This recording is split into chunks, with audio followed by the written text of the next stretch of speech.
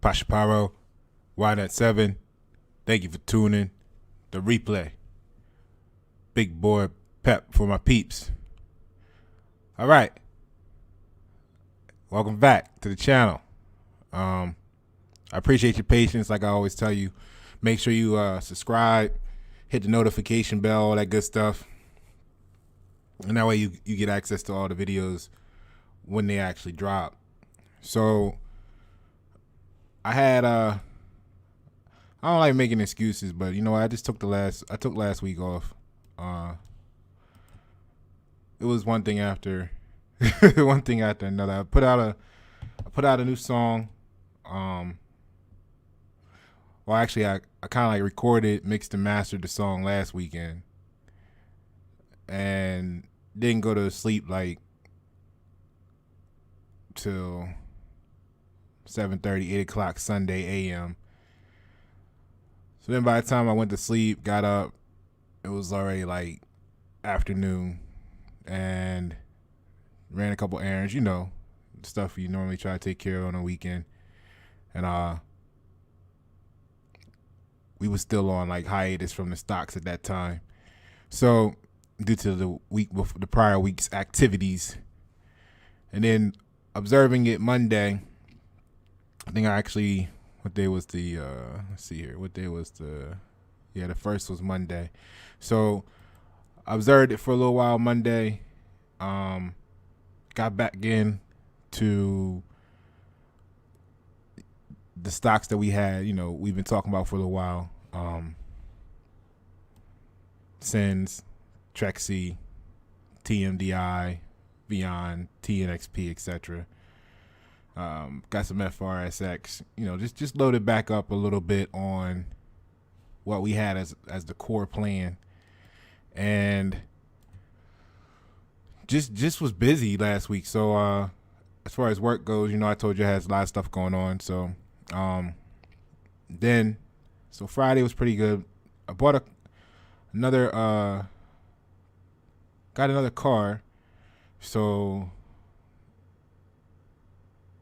just a lot of stuff going on last week. So I at that point in time I was like, all right, we'll let this ride and we'll pick it up this week. So in preparation for, make sure y'all Google Pashaparo. The new song is Results May Vary. It's gonna be released to the public on the next new moon at like 3:20 something in the AM. And that's about it. That's about all the updates with me. I hope everything's going good with y'all. All right. So let's get into it. No, didn't even have to didn't pull. When I said I pulled the money out of the market, I didn't pull it like out of the, you know, I ain't pulled nothing out of the account. I just pulled it out the stocks so they'd be separate. That's one of the bonus factors about it is you can take your money out of the stock, but leave it in the account, so to speak, and in that way, in comparison to a traditional 401k situation where I ain't gonna say traditional, depends on how you got yours set up, but if you're in a mutual funds and something really crazy happens to the market and it drags everything down, then your funds are still going to be affected if it's affecting the whole market. If you have your stuff out of the market but still in the account, like the stocks may crash, but you'll still have your, in theory, available funds. And then if it drops down, once it finds a bottom, you can buy it all back up and be ready to go. All right. So Friday, we, you know, based on a percentage buy back in, maybe like 50% of what all the stocks we had before. Friday was a pretty good day there, 798 for the week. Considering I can get back into like the end of Monday, did about 1,800 last week, 1,900 almost. So fairly good for not touching it, not day trading, not doing any swing trades, anything like that. Just letting it ride all week. So got some new ones I got 2 new ones for us to look at today. And there was a question about RGLS. We're going to take a look at that. So let's get to it. All right, so this one, I'm gonna be brief with this one because it is what it is, right? So it's called RFIL, and what is their actual company name? Hold on. Yeah, it's RF Industries. So what they are is basically needles, right? And they specialize in trying to make them really super safe and all this good stuff. So without going into a full review of a company that makes different versions of needles, whether it's for injection, infusion, or like drawing blood and stuff like that, right? You can look at their website, check it out yourself. But here's why I'm looking at them. I was up at like, I don't know, 7 o'clock today, looking through different stocks, trying to find something new to get into this week to mix up with what we got going on. So the P.E.P on this one closed at 617, and the thing, if you look, you can see it if you look behind that bottom yellow panel there where I'd be putting the words at, right there where it says channel. If you look like directly up, you'll see a little green peak, little candle wick there. That's actually back in like August of 2018. This stock was over $12 a share back then. You saw a nice little run up first half of 2018, right?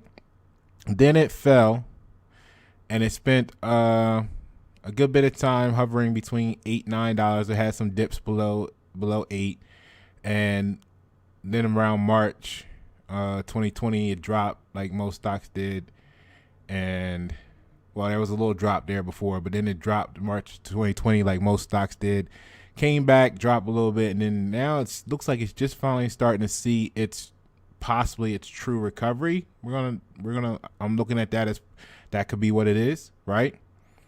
So the good thing is, so the bonus is the recent volume is the highest it's been since 2018, and this is why it caught my attention. You know, various things catch my attention for different reasons. It just depends on what it is at that given moment. So this one, if you look at the volume down there on the bottom, it hasn't been this high since 2018, and 2018 was when it had its highest, at least that I observed, its highest price, right? So the question is, could this be a sign? You know, and like I said, the stock's been a long time between the $8-9. Could this be the time it's going to return? So if that's the case, even if it only goes back to $8 a share, being as though right now it's at 617, you know, if it goes to 817, that would be a $2 jump. So right there, that's 30%. If it does go back and see 12, and you know, in the near future, that would be 50%, or excuse me, 100% on your return on your investment there. So you're going to be probably seeing at least 30. If it goes up a little more than that, like to 9, you're looking at 50. If it goes all the way to 12, you get a whole dollar for dollar return. I'm not sure exactly how long that would take, because it's starting to curve, but the question is it going to hold this trajectory or go parabolic and reach it even faster? Because I'm thinking that this has a good potential, because with all of the health, you know, conversation going on right now, a lot more needles are maybe being used than on a regular February. You know what I'm saying? So that could help the company see a surge in sales, right? That it wasn't, you know, expecting, or even better, a constraint on a bottleneck, because production of needles, you know, wasn't scaled to meet the demand prior to this, and maybe the cost of the individual shipments is going to go up, so that'll be, you know, a win-win for them altogether. So we had a comment asking about RGLS. So it says, hey man, sorry for the late reply. Speaking of RGLS, got back, so we was having a conversation, and then there was a gap. So he says, or he or she says, got back in big throughout the afternoon. Think it's about to gap up. What's your opinion? I can see it trading at 3 to 5x current share price near term. With next week's data permitting, of course, the low volume is frustrating, but at the same time, today's insider buying brings solace. So, RGLS is one of probably the weirdest stocks I've been in since, October.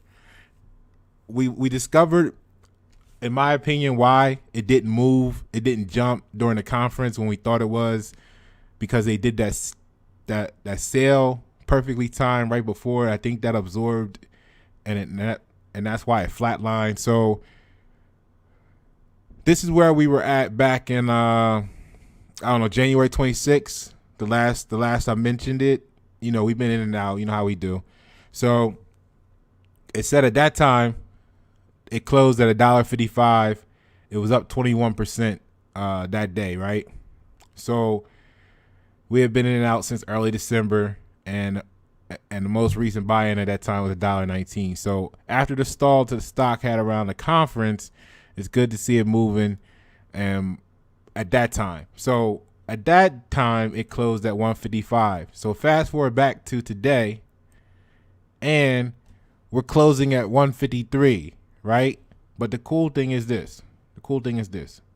So we were looking for it then. I got my little wedge pointing to around the $1.80 mark. We wanted to see it get to above that little green box there, my little green zone. That was the actual like $1.80. What's that? $1.80 something to a little over $1.90, maybe $1.95 range. And if we look here, right, you'll see that spike actually occur right at the bottom of the $1.80. Like, you know what I'm saying? Like right at the $1.80 mark. Right at the bottom of the green box.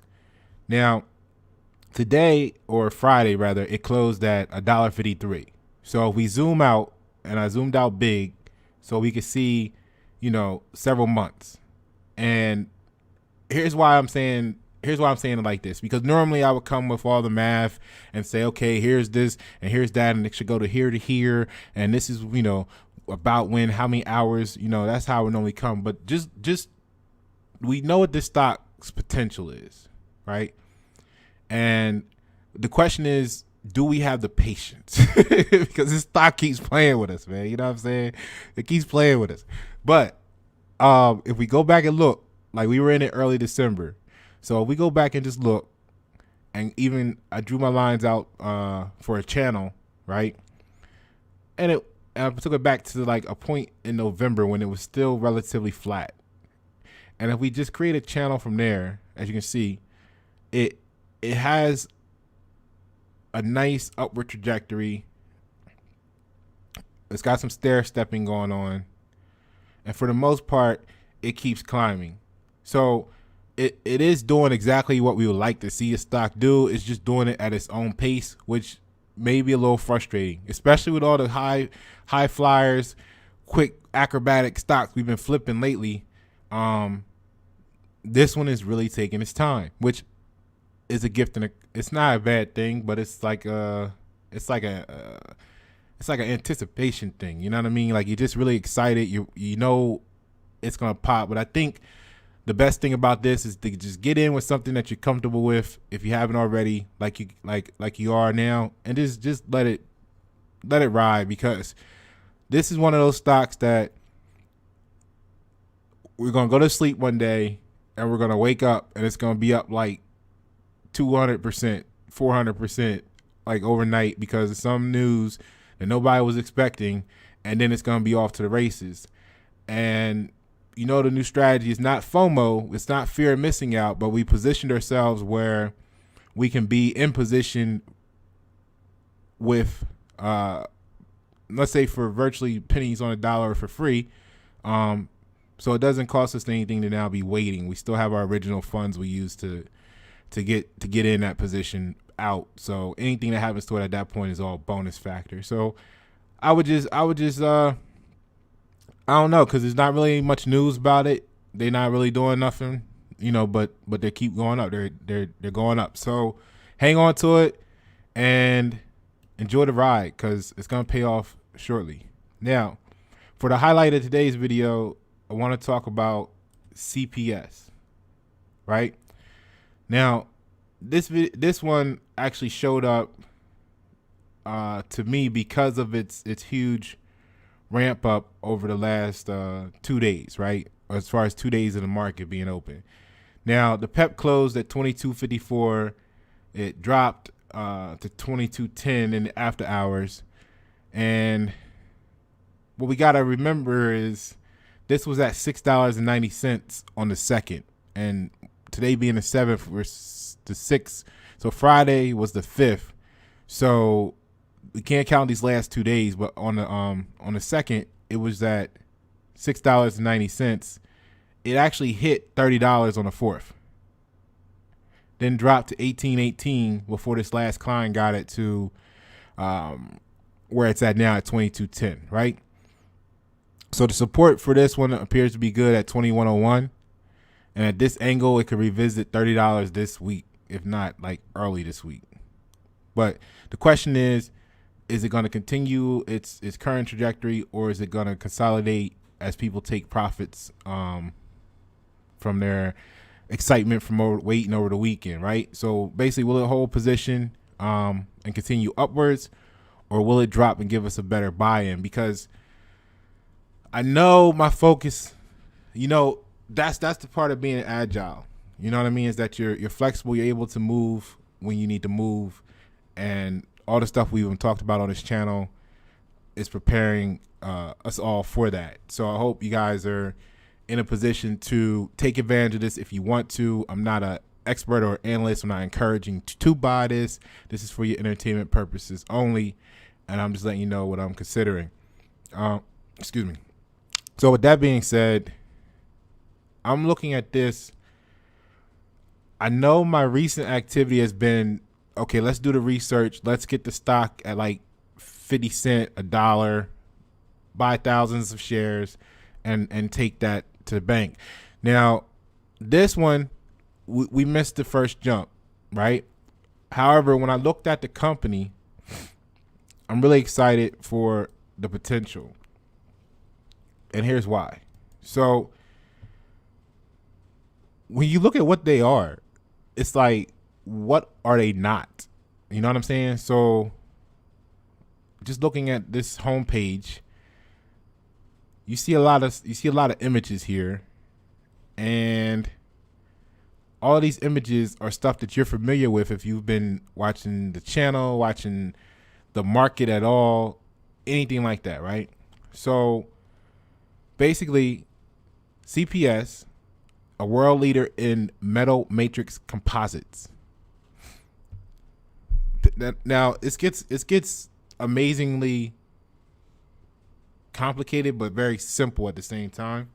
So basically, for over 30 years, CPS has built a reputation as a world leader in combining metals and ceramics to improve performance and reliability of applications in a variety of end markets, right? So our primary advanced materials solution is metal matrix composites, MMCs. Have several superior properties compared to conventional materials such as copper. These include thermal expansion, matching, higher stiffness, lighter weight, and high thermal conductivity, right?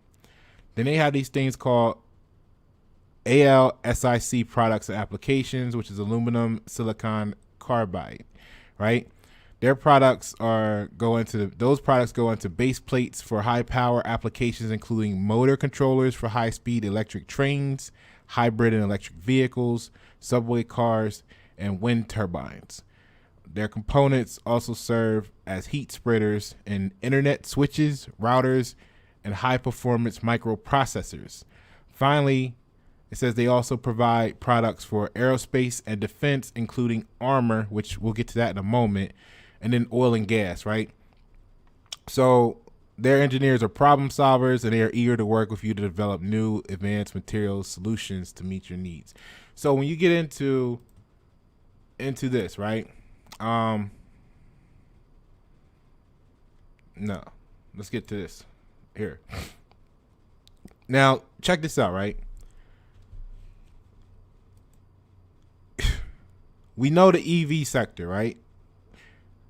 We know a lot of people are talking about different things because of Biden's presidency and what that's going to do for like green energy, et cetera, et cetera, et cetera. All right. So check this out.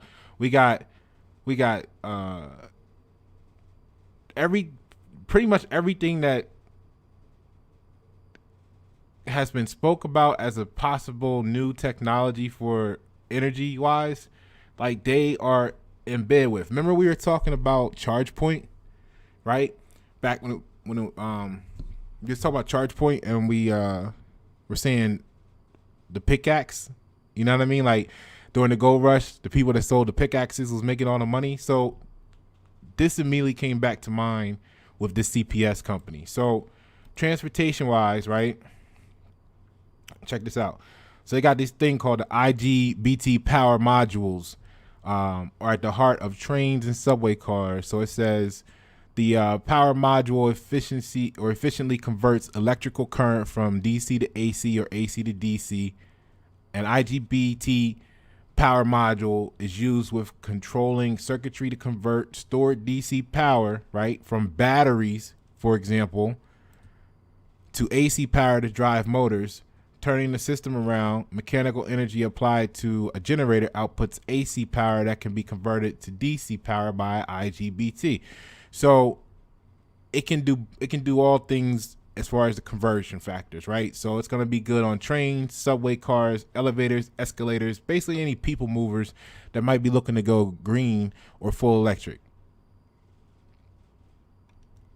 That's just there.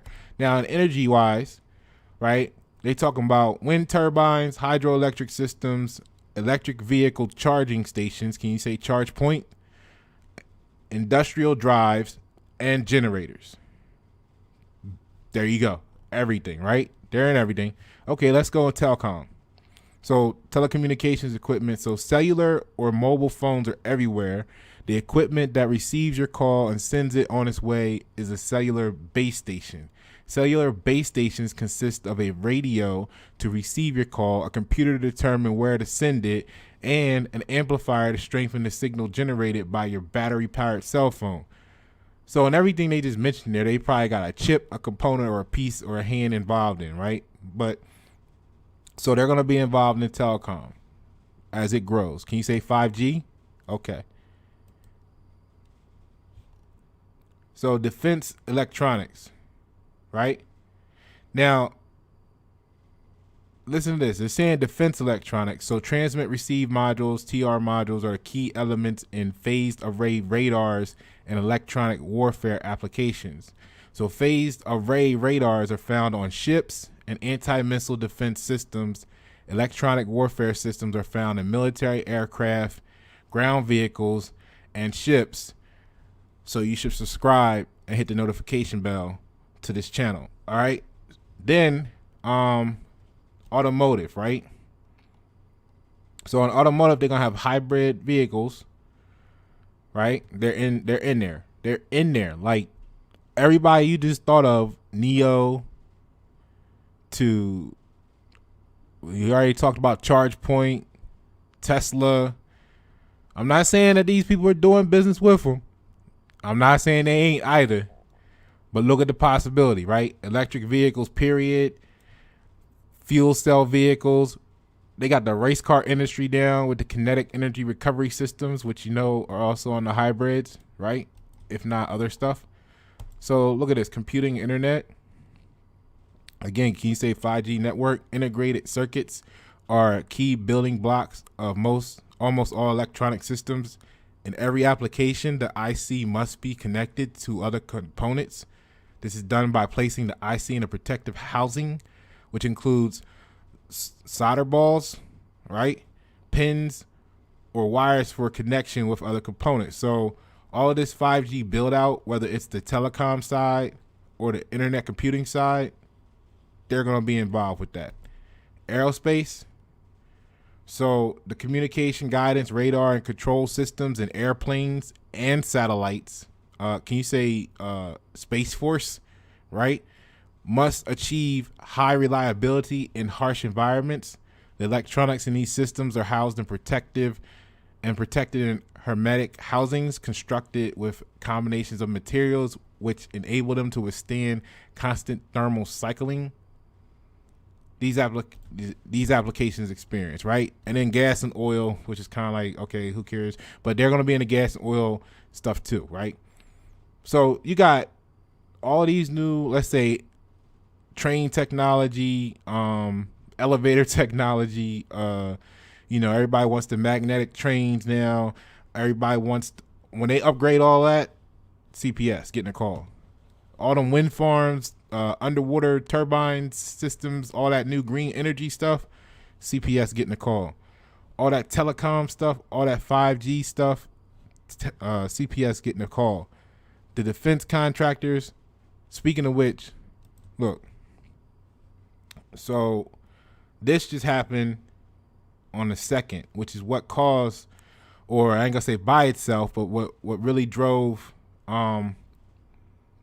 this stock to move, right? So CPS Technologies Corporation receives purchase order for hybrid tech armor panels for aircraft carrier. Now, everything that we just talked about was about like chips, electronics, circuits, stuff like that. This is a whole nother realm of what they're capable of. It says they make armor, right? Because they can take the ceramic and mix it with the metals and shit. And if you know anything about bulletproof vests, you got your armor plate, you got your ceramic plates, and they got a technology where they can make it metal ceramic. You know what I'm saying? So just imagine. All right. So anyway, the Army, Navy gave them a call like, hey, yo, we got these boats out here. They gonna take some shots at them sometimes. Go ahead and armor up the joints. We got a check for you. And they were like, word, we on the job. So this is for the first aircraft carrier. So now my thing is this. If it's a $28.7 million contract from the Navy to address from the Navy to address the aircraft carrier fleet, right? So with an initial delivery order for the first aircraft carrier. Now that's kind of like, I need to do some research on that wording there, because it says we have received a 28.7 million basically contract, right, from the Navy. But then the where it gets tricky is to address, at least in my, just this is the second time I read it before I'm talking to you guys, but I'm reading over it now, so I haven't really had time to like do the legal analysis on what they're really saying here. I know what it sounds like they're saying, but this could be like what we see it as, or it could be like 100 times bigger. And either way, I know it's more than what we see here right now, and I'll tell you why in a second. So to address the aircraft carrier fleet. So my question is that because an aircraft carrier has a convoy, right, that sails with it. And they may not always be the same boats, but they normally have a group that goes with them, and that's where you get your destroyers, your battleship, and your this and your that, and all this other stuff. PT boat. I don't know what they got now, but anyway, so are they considering that the fleet, and they gonna armor up that whole unit, or are they gonna armor up just all of the aircraft carriers? Or is this 28.7 million just to do the first one, because it says with an initial, they got a PO, right? And it says with an initial delivery order, right? So if you got a purchase order, that's your order. And if their initial delivery order or purchase order is for the first aircraft carrier, then is that 28.7 million just to do one aircraft, but my aircraft carrier. So my point is this, though. Despite everything else we just talked about, how they're gonna be running Neo and Tesla soon, and your cable network and your 5G cell phone and your everything else that you can think of, right? The charging stations for the cars, they're gonna be in everything. But if this is just for the first battleship or the first aircraft carrier, what happens when they get the call to do all the boats? Can they do the airplanes too? What about the Humvees? Or I know they don't use the Humvee, or they're phasing out the Humvee and they got their new big truck that's taking the place. But what about those? What about the tanks? What about all the other stuff? Can they do submarines? I don't know. What I'm saying is this joint is going to be incredibly huge because they going to have everything that all of this new technology needs, right? Not to mention they can bulletproof your fingernail if you wanted them to. You know what I'm saying? So the $22 price point right now, although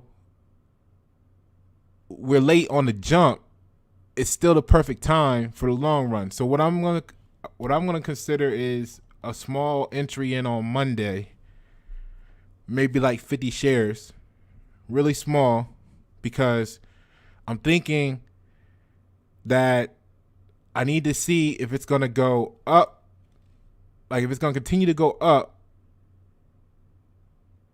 then okay. But if it goes down, I would rather buy a couple just so I'm in, and then buy more when it drops a little bit, because people done made some profit Thursday and Friday.